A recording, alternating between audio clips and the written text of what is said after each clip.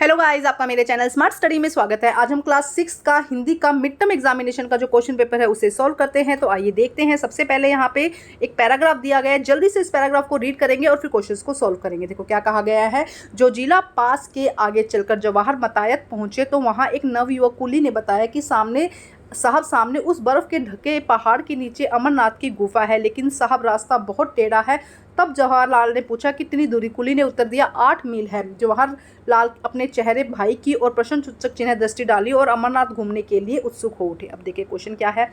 जो जिला पास से आगे चलकर जवाहर कहाँ पहुँचे मतायन। देखो पैराग्राफ में से ही है। कुली के जवाहरलाल को अमरनाथ की कुल कितनी दूरी बताई थी, 8 मील की। नेक्स्ट का वाक्यांश दिया गया है, इसे रीड करते हैं।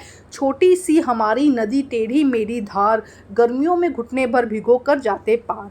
पार जाते ढोर डंगर बैलगाड़ी चालू, ऊंचे है किनारे इसके पाट इसका ढालू।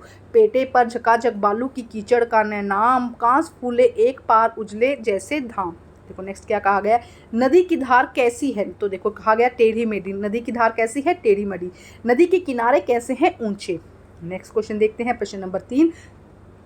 चाय में कुछ गिरा है, वाक्य में सर्वनाम को पहचानिए। तो देखो संज्ञा के स्थान पर यूज आने वाले शब्दों को हम सर्वनाम कहते हैं, तो कुछ यहाँ पे क्या हो जाएगा, सर्वनाम शब्द हो जाएगा। निम्नलिखित में से व्यंजन को पहचानिए। ए ई ए ये सब क्या है, स्वर है, तो ख यहाँ पे क्या हो जाएगा, व्यंजन हो जाएगा।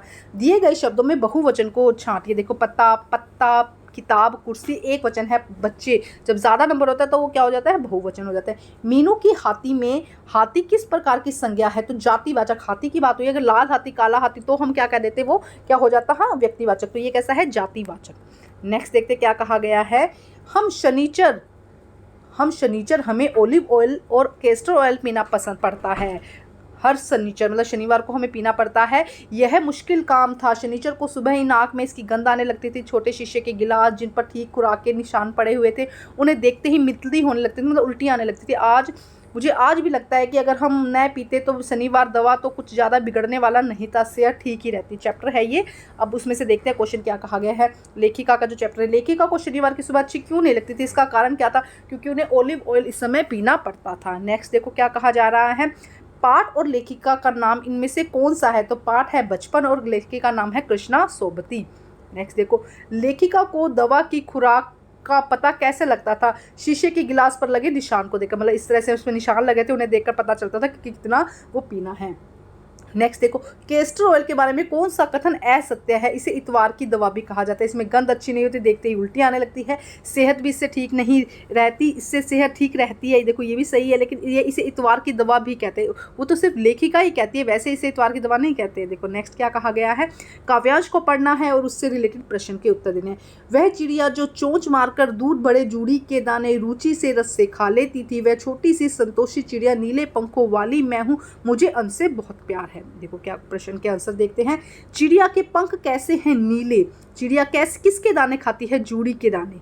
नेक्स्ट देखो क्या कहा जा रहा है यहाँ पे। चिड़िया का स्वभाव कैसा था, संतोषी। वह चिड़िया जो नामक कविता के रचयिताकार कौन है, जरूर रचयिताकार याद करके जाइएगा, केदारनाथ अग्रवाल।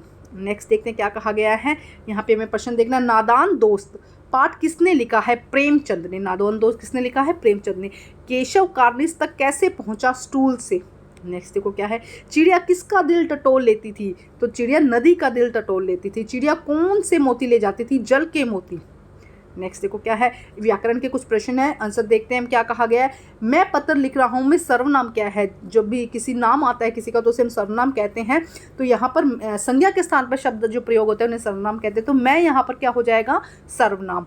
आप यहाँ कब आओगे में रेखांकित शब्द का सर्वनाम का भेद बताइए। तो रेखांकित कब है, कब यहाँ पे प्रश्नवाचक सर्वनाम हो जाएगी। आपकी कक्षा में 35 छात्र हैं, रेखांकित में विशेषण बताइए। विशेषण कौन सी है, 35 कौन सी है, संख्यावाचक विशेषण। आगे प्रहार शब्द में उपसर्ग बताइए। उपसर्ग क्या होता है, जो मूल शब्द के आगे लगता है, तो प्र प्लस हार, तो प्र यहाँ पे क्या हो जाएगा, उपसर्ग हो जाएगा। नेक्स्ट देखते हैं प्रश्न नंबर 9। एक शब्द में आंसर देना है। ऐनक के कारण लोग लेखिका को क्या पीने की सलाह देते थे, दूध पीने की सलाह देते थे। चिड़िया ने कितने अंडे दिए थे, चिड़िया ने 3 अंडे दिए थे। केशव और श्यामा चिड़िया को खाने के लिए क्या बिखेरा, चावल के दाने। अचानक श्यामा की आंख कितने बजे खुली, 4 बजे श्यामा की जो है वो आंख खुली। नेक्स्ट देखते हैं प्रश्न नंबर 10। दूध भरे जूड़ी के दाने कौन रुचि से खाता था? चिड़िया खाती थी। चिड़िया किसकी खातिर गाती थी? कौन था जिसकी वजह से चिड़िया गाना गाती थी? बूढ़े वन बाबा की खातिर। चिड़िया कौन सा कैसा गीत गाती थी? मधुर गीत, अच्छा सा सुंदर सा गीत गाती थी। दाने किससे भरे हुए थे? दूध से भरे हुए थे।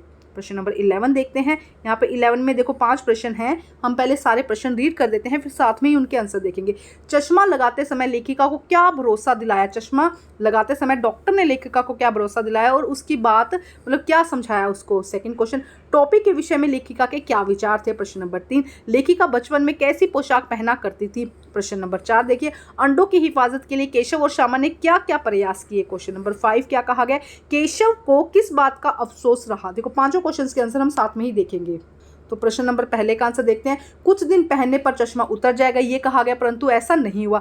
दिन की रोशनी छोड़ रात में भी टेबल लैंप के सामने काम करने के कारण चश्मा कभी नहीं उतरा। ठीक है। सेकंड देखिए, लेखिका शिमला में सर पर टोपी लगाना पसंद करती थी। उसके पास कई रंगों की टोपियाँ थी। उनका कहना था कि सहज सुबीते वाली हिमालय टोपियाँ पहनना अलग बात है। प्रश्न नंबर 3 का आंसर देखते हैं। नीली पीली धारी वाली फ्रॉक पहना करती थी। उसका कॉलर गोल था और बाजू पर भी गोल कफ बना हुआ था। दूसरी ओर हल्की गुलाबी और बारीक चुन्नटों वाली घेरदार फ्रॉक भी थी जिसमें गुलाबी फ्रिल लगे हुए थे। कैसी ड्रेस थी उसके बारे में थोड़ा डिस्क्राइब करना है। नेक्स्ट देखते हैं। केशव और श्यामा के नीचे कपड़ों की गद्दी बिछा दी थी। केशव और श्यामा ने क्या की थी? कपड़ों की गद्दी बिछा दी थी। अंडों के ऊपर टोकरी को टहनी से टिका कर, जो अंडों की टोकरी थी उसे टहनी से टिका कर रख दिया था। प्याली में दाना और पानी भी रख दिया था। उसकी नादानी के कारण चिड़ियों को घर उजड़ गया। केशव कई दिनों तक अपनी गलती का अफसोस करता रहा। क्या अफसोस था उसे? कि उसने तो बचाने की कोशिश की थी, गलती की वजह से उसका घर जो है वो बिछड़ गया।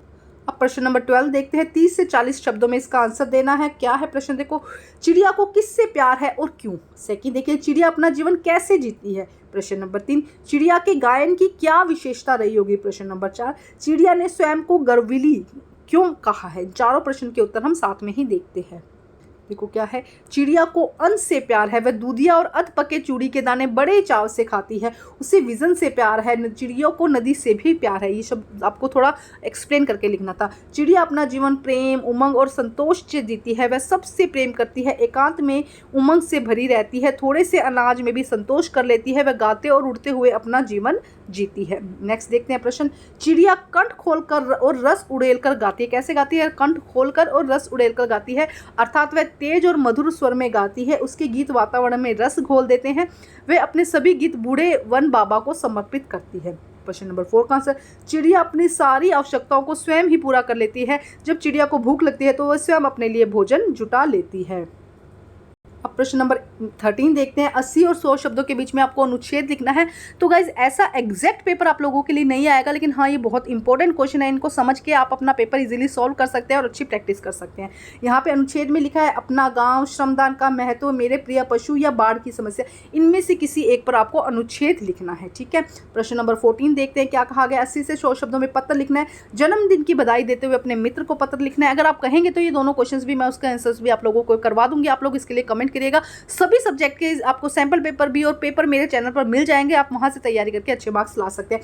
पीने के पानी के संकट के निवारण के लिए दिल्ली जल बोर्ड अधिकारी को एक पत्र लिखना है। तो ये था हमारा क्वेश्चन पेपर। सभी सब्जेक्ट के क्वेश्चन पेपर भी आपको मेरे चैनल पर मिल जाएंगे। Thank you guys.